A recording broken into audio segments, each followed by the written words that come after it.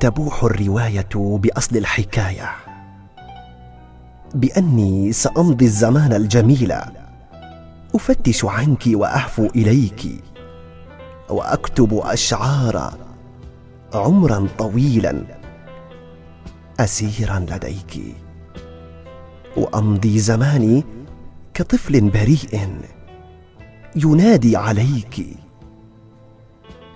وعند الوصول البعيد إليك سأهرب منك ومن مقلتيك، لأني حياتي كطير ذبيح على شاطئيك. أخاف عليك، أخاف الليالي التي أرقتني،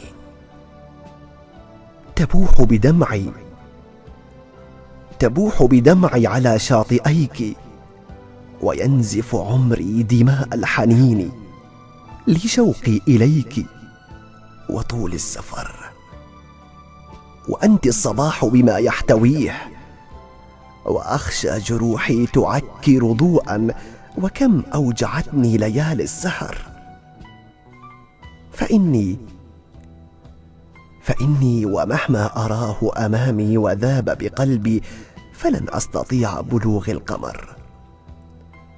أخاف عليك، فلا تسأليني لماذا رحلت، وكم أوجعتك الليالي الوحيدة، وكم ذبت شوقا لترجو وصالي وتحظى بحالي، وقد آلمتك القيود الشديدة.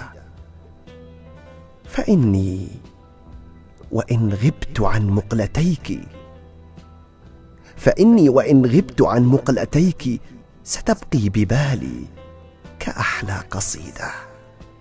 التوقيع رضا الجنيدي.